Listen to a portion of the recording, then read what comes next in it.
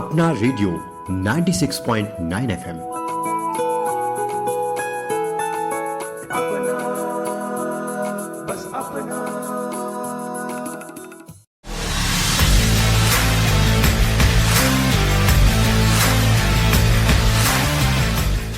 नमस्कार। राष्ट्रीय खेल दिवस के इस अवसर पर हम आरटीवी के छात्र समीक्षा देशमुख, आगमोनी सिन्हा, जतिन खयानी, सुमेधा शेखर आपके लिए एक खास कार्यक्रम लाए हैं, अटूट हौसले की उड़ान। आज हम उन खिलाड़ियों की बात करेंगे जिन्होंने अपनी परिस्थितियों से हार नहीं मानी और भारत का नाम रोशन कर दिया। तो शुरुआत करते हैं एक ऐसे ही खिलाड़ी, एक चैंपियन की कहानी जतिन की जुबानी। नमस्कार साथियों, मैं जतिन। हमारी पहली कहानी शुरू होती है 1 नवंबर 1944 महाराष्ट्र के सांगली से, जब जन्म हुआ भारत के वीर और जाबाज खिलाड़ी का। यह जाबाज केवल खिलाड़ी नहीं बल्कि भूतपूर्व सैनिक भी रहे। ये भारत के दिग्गज खिलाड़ियों में से एक साबित हुए और भारतीय पैरा एथलीट्स में एक प्रसिद्ध नाम बने। मैं बात कर रहा हूँ हमारे प्रिय चंदू चैंपियन मुरलीकांत पेटकर। मुरली या मुरलीकांत पेटकर भारत के प्रख्यात खिलाड़ी थे। खेल और भागदौड़ से पहले मुरली भारतीय सेना में भी थे। 1965 की भारत पाकिस्तान युद्ध में उनका अहम योगदान रहा। यह युद्ध उनके जीवन काल में बदलाव भरा रहा, एक ऐसा बदलाव जिससे उनका पूरा जीवन हर तरह से बदल गया। युद्ध में पाक की सेना से मुकाबला करते दौरान मुरली गंभीर तरह से घायल हुआ। घायल मुरली ने अपना हौसला नहीं खोया। वे निरंतर आतुर रहे अपने सैन्य कामों के प्रति। मुरली को ज्ञात हुआ कि वे अपनी रीढ़ में गोली खा चुके हैं। जांच में पता चला कि वे रीढ़ में 9 गोलियां खा चुके हैं और 9 में से 8 गोलियां सफलतापूर्वक निकाली गई, पर ये गोलियां उन्हें अपंगता का शाप दे चुकी थी। अपंगता के कारण उनका आधा शरीर वो खो बैठे। वे निराश और बेबस हो चुके थे। उन्हें ऐसा लगा कि ईश्वर ने उन्हें ऐसा परिणाम क्यों दिया। ये उनकी वीरता का परिणाम था कि उनकी किस्मत का। मुरली पहले बॉक्सर भी थे। इस दिव्यांगत हालत में उन्होंने फिर से खेल की तरफ रुझान मोड़ा। वे तैराकी, टेबल टेनिस, एथलेटिक्स में सक्रिय होने लगे। देखते देखते मुरली ने इन खेलों में महारत हासिल करी। उन्हें तैराकी में एक नया जुनून दिखाई देने लगा। मुरली ने तैराकी में ख्याति बटोरना शुरू किया। मुरली ने 1968 में ग्रीष्म पैरालंपिक्स में टेबल टेनिस में भाग लिया, पर विजय उन्हें 1972 के पैरालंपिक्स में मिली। मुरली ने 1972 में तैराकी में स्वर्ण पदक जीतकर भारतीय दिव्यांग खेल जगत में इतिहास रचा। वे पहले पैरा एथलीट बने कि उन्हें भारत के लिए स्वर्ण पदक या कोई सा भी पदक जीता। मुरली की कहानी में कई सारी मिसाल या कई सारे किस्से हैं जिससे प्रत्येक इंसान अपने जीवन में साहस और प्रेरणा ले सकता है। आइए चलिए सुनते हैं ऐसी एक अनोखी कहानी जो आपके मन में मोटिवेशन की लहरें जगा दे। हमारी अगली आरजे होंगी सुमेधा।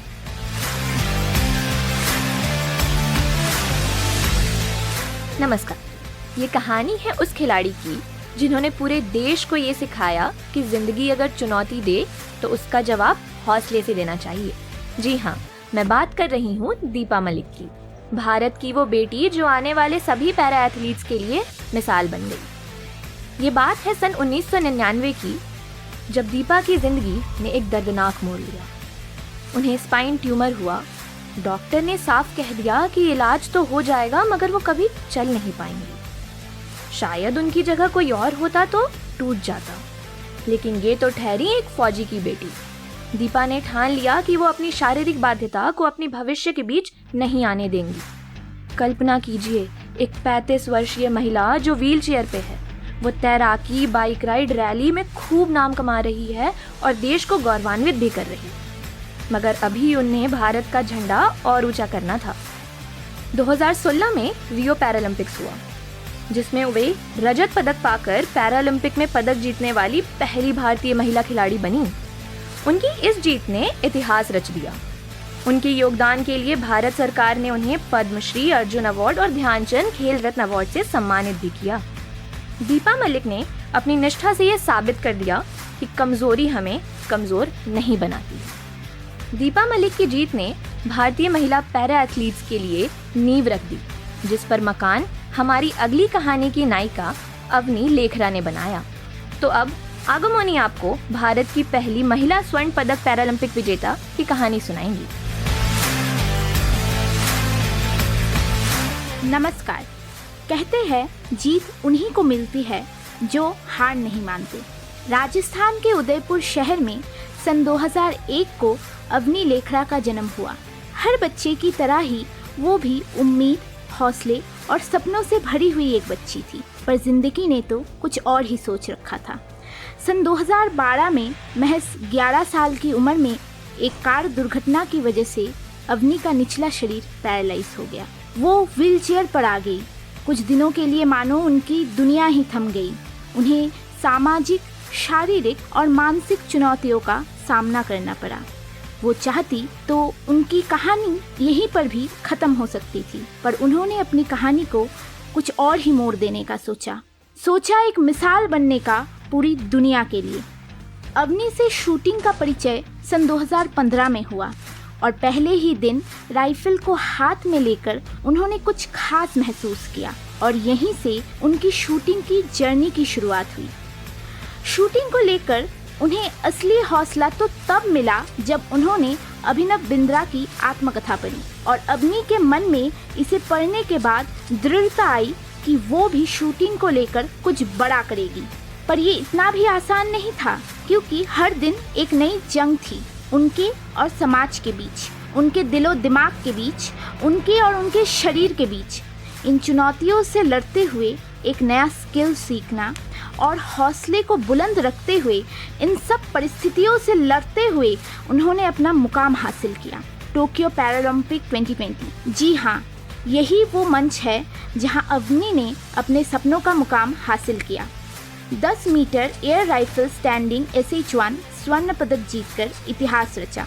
वो भारत की पहली महिला बनी जिन्होंने पैरालंपिक में स्वर्ण पदक जीता। उनके इस महान जीत के लिए सन 2021 में ध्यानचंद खेल रत्न पुरस्कार से सम्मानित किया गया। 2023 में उन्हें पद्मश्री भी मिला। पर वो यही नहीं रुकी।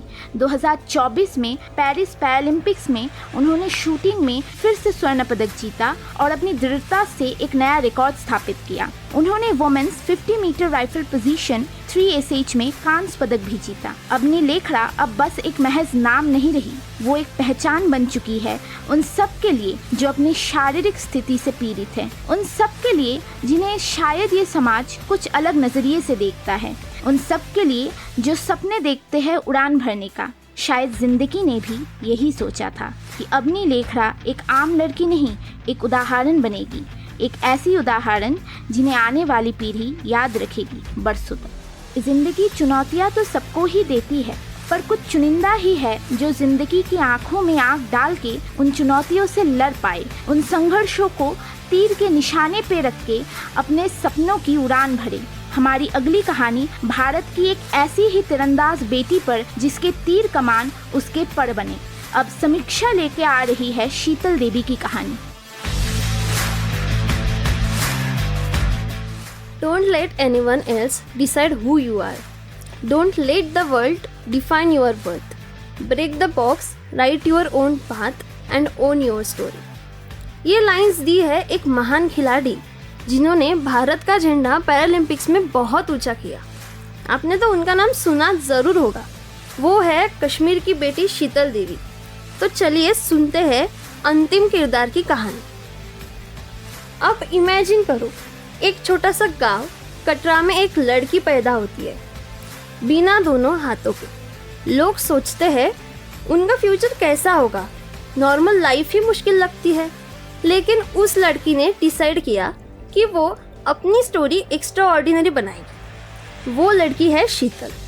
अब सुनो ट्विस्ट। शीतल ने चूज किया आर्चरी।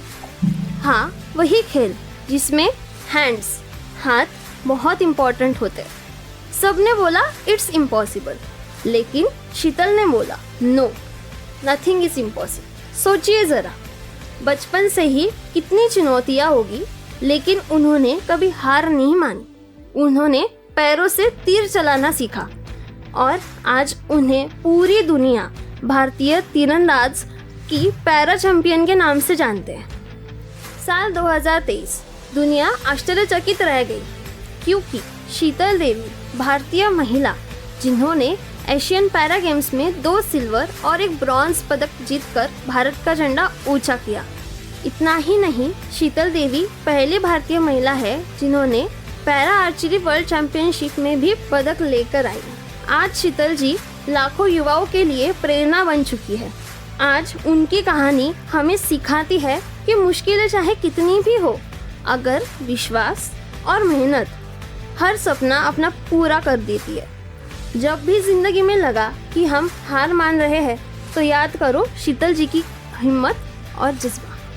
तो दोस्तों, इसी के साथ अब आप लोगों से विदा लेते हैं और हमारा कार्यक्रम तो ख़त्म हो जाएगा, पर देश के ऐसे उभरते सितारों का मिसाल कभी ख़त्म नहीं होगा।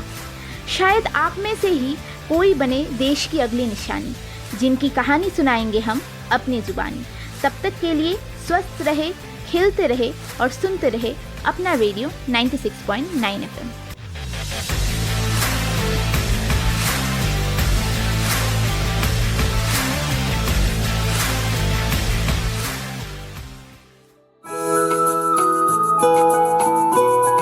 अपना रेडियो 96.9 FM। अपना, बस अपना।